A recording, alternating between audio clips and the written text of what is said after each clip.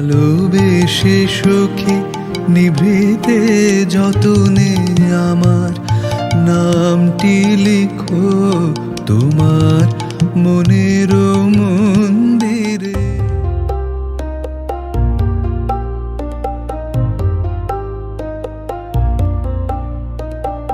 ভালোবাসা কোনো সীমান্ত মানে না ভাষা, সংস্কৃতি আর হাজার মাইল দূরত্ব।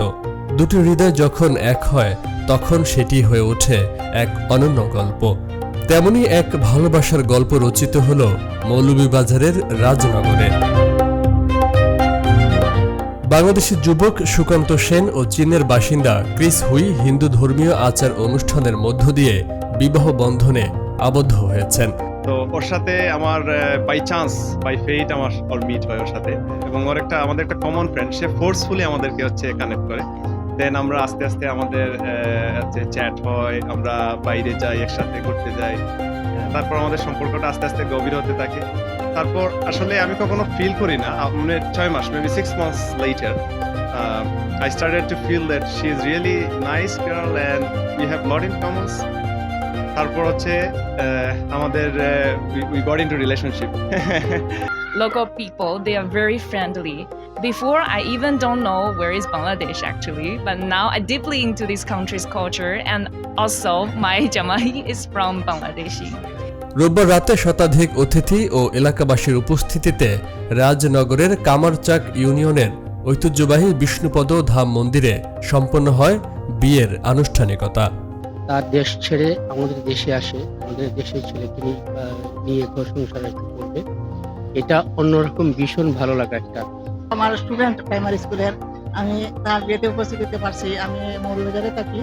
এর আগে কনে ক্রিস হুইকে হেলিকপ্টারে করে টিকরপাড়া গ্রামে নিয়ে আসা হলে হাজারো মানুষের ভিড় জমে। আকাশপথে কনের আগমন ঘিরে এলাকায় সৃষ্টি হয় ব্যাপক কৌতূহল ও উচ্ছ্বাস।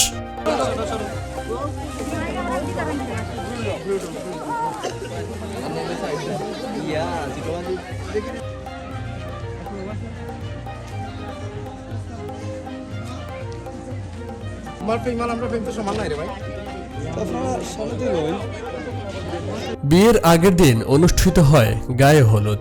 লাল বেনারসি শাড়িতে কনে ও ঐতিহ্যবাহী পোশাকে বরকে ঘিরে ছিল আনন্দ ঘন পরিবেশ। কিন্তু ওনার মধ্যে আমাদের বাঙালি কালচারটা যে উনি মনে প্রাণে ধারণ করতেছেন, ওইটা আমাদের খুব একটা আনন্দের বিষয়। যখন বিয়ার অনুষ্ঠান চলছে, কালকে হইব, আজকে অধিবাস, কালকে হইব। মানুষ এই থেকে কোন আসছে এবং বড় হলো বাঙালি। বৈদিক মন্ত্রোচ্চারণের মধ্য দিয়ে 7 পাকে আবদ্ধ হন নবদম্পতি। পরে বর সিঁদুর পরিয়ে দেন কনের সিঁথিতে।